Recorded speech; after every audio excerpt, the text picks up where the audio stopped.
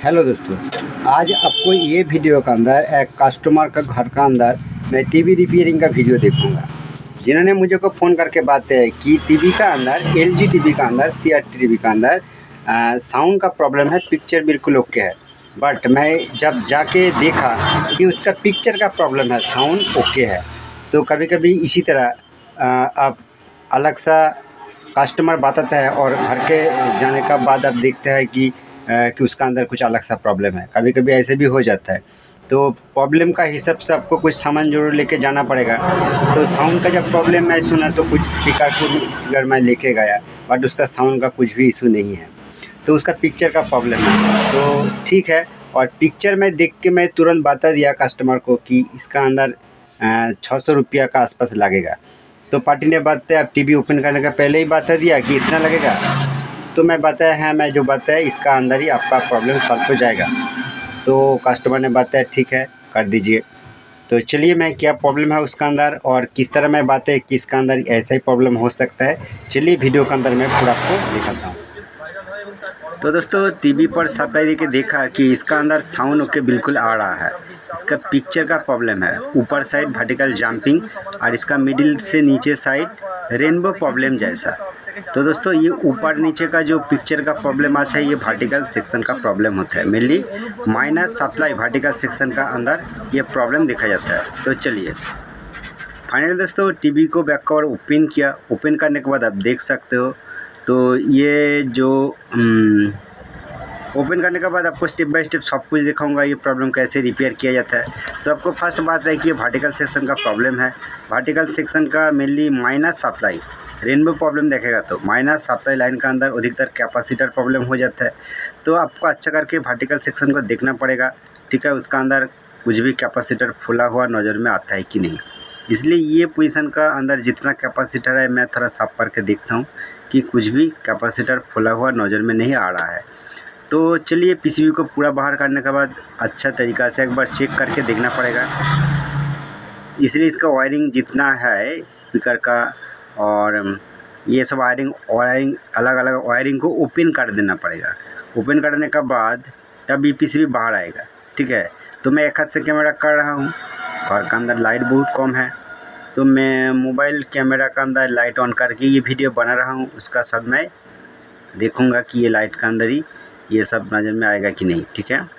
और डिगसिंग कॉइल का जैक को ओपन करना पड़ेगा, उसके बाद ये पीसीबी बाहर आ जाएगा, ठीक है। और ये जो वर्टिकल सेक्शन का अंदर जो आईसी है, ये दोस्तों हीट सिंक का अंदर ये वर्टिकल का आईसी है, ठीक है। तो ये आईसी दोस्तों अभी ओके है। अधिकतर कैपेसिटर का प्रॉब्लम देखा जाता है, इसी तरह जब प्रॉब्लम आपको देखने को मिलेगा। तो कुछ भी कैपेसिटर पीएफ रेजिस्टेंस जला हुआ भी नज़र में नहीं आ रहा है, ठीक है। तो क्या करना पड़ेगा, तो ये दोस्तों लूज कॉन्ट्रैक्ट भी हो सकता है, वर्टिकल आईसी भी लूज कॉन्ट्रैक्ट हो सकता है। तो तब भी आपको अच्छा करके एक बार देखना पड़ेगा। बहुत दिन पहले ये आईसी को हो सकता है कुछ भी एक टेक्नीशियन सोल्डरिंग किया है। तो आपका सामने में ओपन किया, सब कुछ आपको चेक करके दिखा रहा हूँ और मैं भी देख लेता हूँ, ठीक है। तो कुछ भी लूज कॉन्टैक्ट भी नज़र में नहीं आ रहा है। कभी कभी लूज कॉन्टैक्ट जो ड्राई सोल होता है वो नज़र में नहीं आता है। तो क्या करना पड़ेगा, चलिए फर्स्ट एक बार वोल्टेज चेक करके देखना पड़ेगा। फाइनली दोस्तों, मैं सप्लाई दे दिया। सप्लाई देने के बाद मीटर को 200 DC रेंज पर सिलेक्ट किया। सिलेक्ट करने के बाद वर्टिकल का जो मेन सप्लाई होता है, प्लस सप्लाई और माइनस सप्लाई, ठीक है।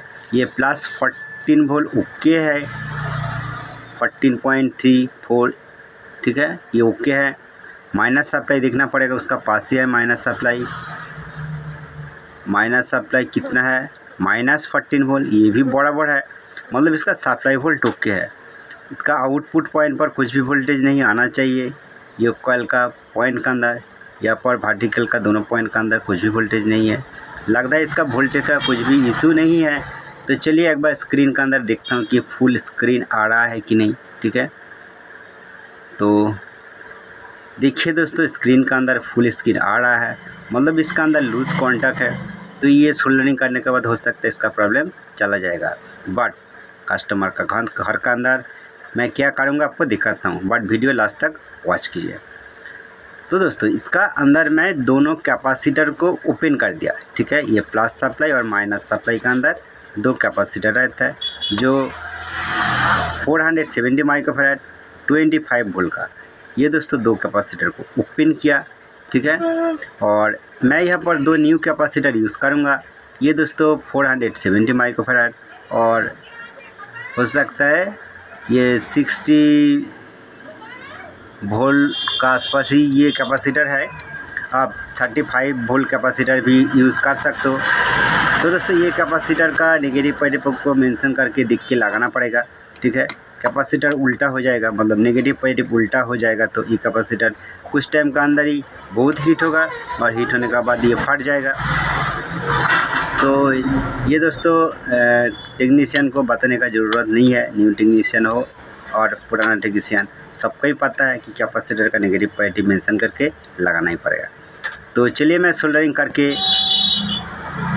तो दोस्तों फाइनली मैं सोल्डरिंग करके और पीसीबी का ये वर्टिकल का जो इतना पोजीशन है मैं सोल्डरिंग काट दिया।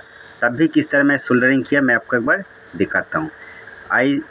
EST पिन से जो सप्लाई आउटपुट होता है इसका अंदर एक रेजिस्टेंस रहता है, उसके बाद एक डायोड रहता है। पूरा लाइन को मैं इसी तरह सोल्डरिंग कर देता हूँ, ठीक है। और वर्टिकल आईसी का अंदर दोनों सप्लाई EST से आता है, प्लस और माइनस सप्लाई, दोनों लाइन को ही मैं रेजिस्टेंस को सोल्डरिंग कर दिया, डायोड को सोल्डरिंग कर दिया। और पहले ही तो मैं दो कैपेसिटर को चेंज कर दिया, क्योंकि कैपेसिटर कभी कभी ये फट जाता है, वो कैपेसिटर प्रॉब्लम होने का रीजन से भी इसी तरह प्रॉब्लम आ सकता है, ठीक है।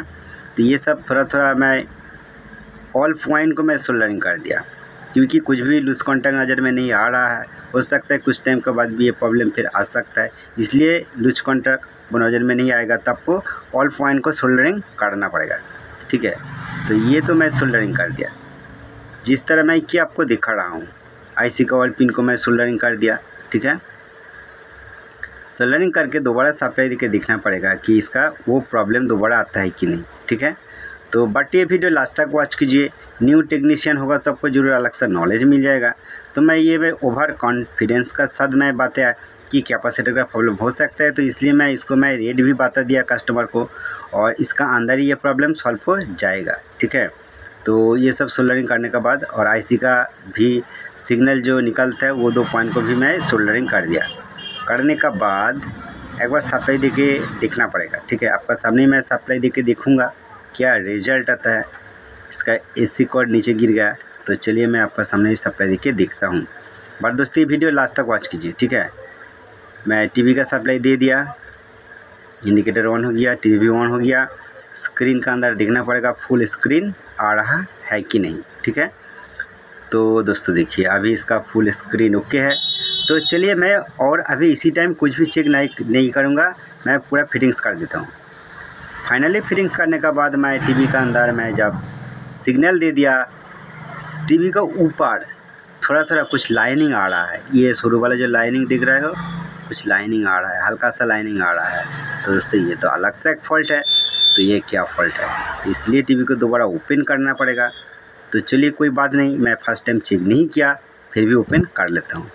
टीवी को दोबारा मैं ओपन करने के बाद आपको मैं बताना चाहता हूँ, ये वर्टिकल सेक्शन का अंदर एक 100 माइक्रोफैराड कैपेसिटर रहता है जो 25 वोल्ट का। यहाँ पर मैं वो कैपेसिटर को मैं ओपन करके ही बाहर कर दिया। यहाँ पर एक new capacitor 100 microfarad capacitor use करूँगा, ठीक है। तो 63 वोल्ट का ये कैपेसिटर है। तो वर्टिकल सेक्शन का, वर्टिकल पिक्चर का ऊपर का लाइनिंग प्रॉब्लम जब देखेगा कुछ भी टीवी आ सकता है, हो सकता है। अधिकतर ये 100 माइक्रोफैराड कैपेसिटर जिस वर्टिकल आईसी यूज़ होने का बाद वो यूज़ होता है, मतलब 100 माइक्रोफैराड जिस वर्टिकल सेक्शन का अंदर देखा जाता है वही अधिकतर प्रॉब्लम आता है, ठीक है। तो ये मैं लगाया, ठीक है। उसके बाद इसको सोल्डरिंग करूँगा, सोल्डरिंग करके एक बार देखूँगा चेक करके। ये चेक करने का तरीका भी है, आपको मैं बताऊँगा और दिखाऊँगा। आप वीडियो सिग्नल इनपुट करने का पहले ही आप चेक कर सकते हो। चलिए सोल्डरिंग करने के बाद आपको दिखाता हूँ। फाइनली दोस्तों कैपेसिटर को सोल्डरिंग करने के बाद एक बार सप्लाई देखिए कंफर्म कर लेता हूँ कि ये प्रॉब्लम सॉल्व हो गया है कि नहीं। फर्स्ट टाइम आपको क्या देखा है कि स्क्रीन का अंदर स्नो दिखा है, और उसके बाद मैं टाइट कर दिया और पिक्चर देख के जब देखा दोबारा ओपन करना पड़ा। तो ये स्नो का अंदर वो लाइन लिंग लाइनिंग कुछ भी नज़र में नहीं आएगा, तो आपको क्या करना पड़ेगा, एवीमूट करना पड़ेगा। चलिए मैं एवीमूट कर देता हूँ। एवीमूट करने के बाद आपको देखना पड़ेगा स्क्रीन के अंदर कुछ भी लाइनिंग है कि नहीं है। तो दोस्तों आप देख सकते हो कुछ भी लाइनिंग नहीं है, ओनली एवी लिखा है। ठीक है, क्योंकि इसका सेटअप बॉक्स बहुत दूर है तो इसलिए एवी सिग्नल इनपुट में नहीं किया, तो इसका प्रॉब्लम ज़रूर 100% सॉल्व हो गया। चलिए मैं पूरा फिटिंग्स करने के बाद आपको लास्ट में एक बार दिखाता हूँ। फाइनल दोस्तों इसका पिक्चर बिल्कुल ओके आ रहा है, आप देख सकते हो स्क्रीन के ऊपर कुछ भी लाइनिंग नहीं है। थैंक यू दोस्तों ये वीडियो फुल वॉच करने के लिए।